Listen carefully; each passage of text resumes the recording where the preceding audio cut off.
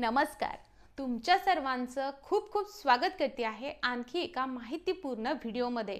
मी प्राजक्ता आज तुमच्यासोबत fridge related एक संपूर्ण असा डिटेल व्हिडिओ शेअर करणार आहे. जी माहिती मला असं वाटतं तुम्हा सर्वांना माहिती नसेल आणि माहितीही असेल तर कमेंटमध्ये मला नक्की सांगा की तुम्हाला ही माहिती आधीच माहिती होती का, आणि जेव्हा तुम्ही फ्रीज खरेदी करायला गेलात तर तेव्हा तुम्ही ही सगळी डोक्यामध्ये हा विचार ठेवून मगच फ्रीज खरेदी केलं. तर मला कमेंट करायला बिलकुल विसरू नका. तर जसं की आपण मागे व्हिडिओ बघितला त्यामध्ये मी सांगितलं होतं की तुम्ही कोणकोणत्या गोष्टींची काळजी घ्यायला पाहिजे जेणेकरून आपलं लाईट बिल कमी येईल. कारण फ्रीज आपल्या घरातील एक घटक आहे की जो सगळ्यात जास्त लाईट बिल घेत असतो. तर मग हा लाईट बिल घेण्यामागचं जे आहे तो काय बरं त्याला जास्त ते लाईट बिल घ्यावं लागतंय किंवा एनर्जी घ्यावी लागते आहे. तर आपण कोणकोणते बारकावे लक्षात घेतले तर हे लाईट बिल कमी करू शकतो हे आपण त्या व्हिडिओमध्ये कव्हर केलंय.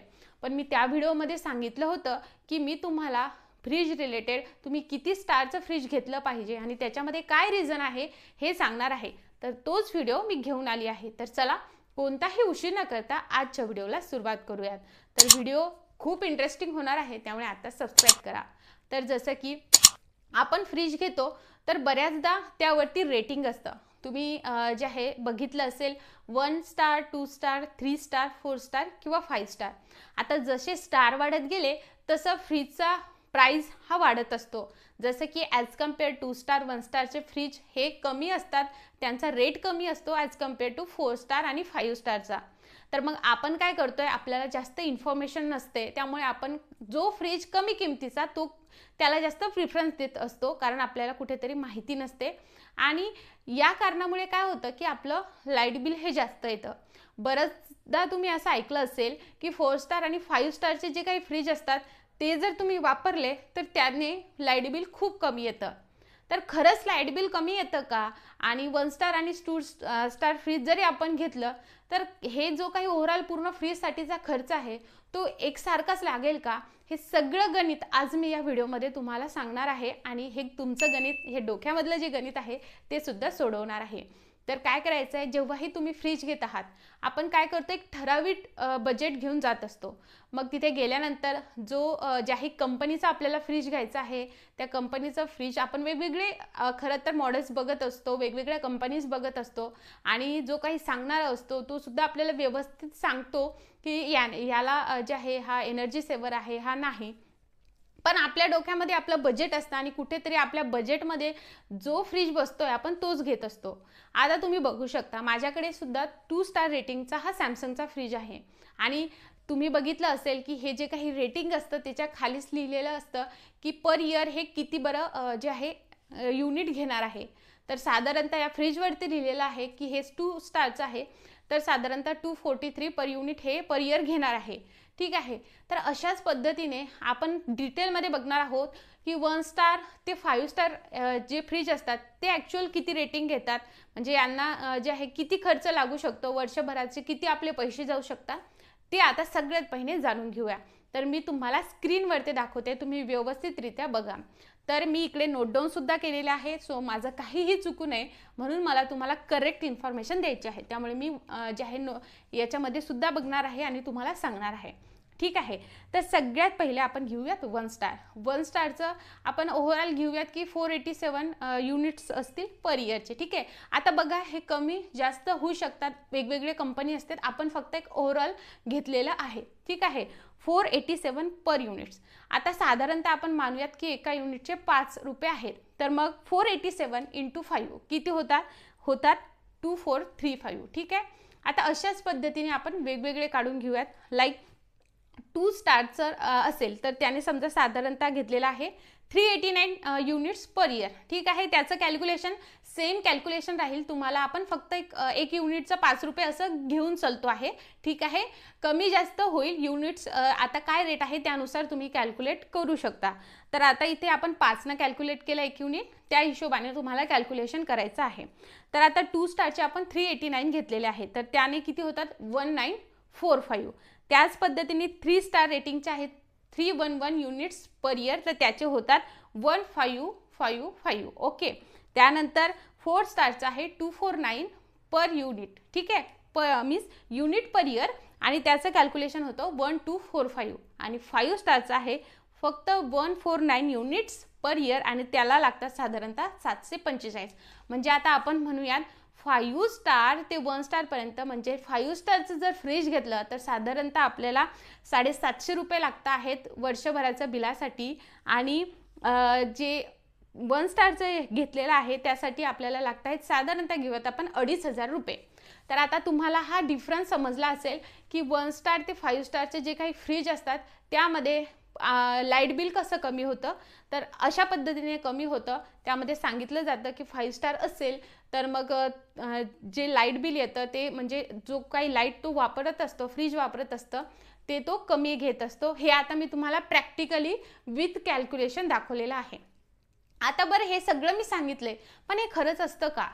आता सगळ्यात पहिले जाणून घेऊयात जे 1 स्टार आणि 2 आणि 3 स्टारचे फ्रीज असतात त्याच्यामध्ये जे 1 स्टार 2 स्टार आणि 3 स्टारचे फ्रीज असतात त्यामध्ये रिले अँड OLP जे आहे ते बसवलेलं असतं आणि ते साधारणतः त्याचा खर्च आपण मानून घेऊयात 300 रुपये ते 500 रुपये इथपर्यंत असतो.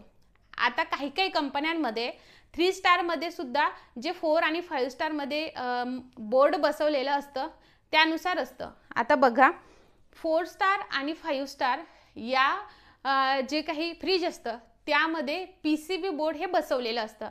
तुम्हाला सगळं स्क्रीनवरती दिसत असेल. तर हे PCB बोर्ड जर खराब झालं तर तुम्हाला साधारणतः 3000 ते 3500 रुपयाचा फटका बसू शकतो. आणि जर मी जसं तुम्हाला सांगितलंय 1 स्टार 2 स्टार आणि 3 स्टारचं फ्रीज असेल तर त्यामध्ये रिले अँड OLP नावाचं जे आहे OLP असतं. तर कुठेतरी त्याला जर ते खराब झालं तर साधारणतः जास्तीत जास्त आपण पकडूयात 500 रुपये इतका फरक येतो. आता मला तुम्ही सांगा हे 5 स्टारचं फ्रीज घेतलं किंवा 1 स्टारचं फ्रीज घेतलं, फॉर एक्झाम्पल तुम्हाला 5 स्टारचं फ्रीज घेतलं आणि त्याला तुम्हाला 750 रुपये लागत आहेत वर्षभराचे आणि फ्रीज हा साधारणतः आपला 2-3 वर्षांनी खराब झाला तर डायरेक्टली हे जे 4 आणि 5 स्टारचं फ्रीज असतं त्याचं डायरेक्ट हे बोर्ड खराब होतं. ठीक आहे. हे बोर्ड खराब झाल्यानंतर पुन्हा प्रश्न येतो तो म्हणजे हे नवीन बोर्ड बसवण्याचा.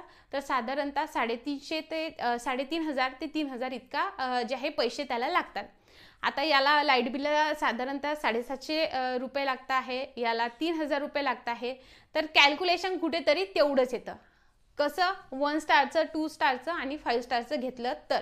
आता बघा हा बिघडला तर याला जास्त पैसे लागत आहे 5 स्टारवाल्याला आणि 1 स्टार किंवा 2 स्टार बिघडला तर त्याला साधारणतः जास्तीत जास्त 500 रुपये लागत आहे. आणि तुम्ही वर्षाला त्याचं जे लाईट बिल आहे ते साधारणतः तुम्ही ज्या हिशोबाने घेताय आपण व्हॅरी करूया 2000 इतपत पकडूया त्या हिशोबाने भरत आहात. तर मग तुम्हीच आता व्यवस्थित कॅल्क्युलेट करा की तुम्ही 5 स्टार घ्या की 2 स्टार घ्या, तुम्हाला सेमच पडणार आहे. कारण कितीही नाही झालं तर याचं जे काही बॉडी स्ट्रक्चर आहे किंवा यामध्ये जे काही बोर्ड वगैरे बसवलेले आहेत त्या 4 आणि 5 स्टारमध्ये जास्त एक्सपेन्सिव्ह त्याचे रेंजेस असतात ॲज कम्पेअर 1 स्टार आणि 2 स्टारमध्ये. सो आय होप तुम्हाला हे सगळं कळालेलं असेल. सो तुमचं जेही बजेट असणार आहे त्या बजेटमध्ये तुम्ही कितीही स्टारचा जर फ्रीज घेतला तरी तुम्हाला ते जे आहे सेमच जाणार आहे. त्यामुळे स्टारवरती जे आहे तुम्हाला घ्यायचं की नाही हे आता तुम्हीच ठरवा. ठीक आहे. आता दुसरी गोष्ट, हा जो काही बोर्ड यामध्ये बसवलेले असतात तर हे बिघडू नये म्हणून तुम्ही कोणती काळजी घ्यायला पाहिजे. तर सगळ्यात प्रथम तुम्हाला स्टॅबिलायझर लावणं गरजेचं असतं. तुम्ही फ्रीजवरतीच बघितलं असेल की त्यावरती असतं इनबिल्ट स्टॅबिलायझर, पण खरं तर ते मदरबोर्ड सोबत जे आहे ते कनेक्टेड असतं आणि कुठे ना कुठे ते फ्रीजमध्ये इंटरनल असतं. सो आपल्याला एक्सटर्नल स्टॅबिलायझर लावणं गरजेचं आहे.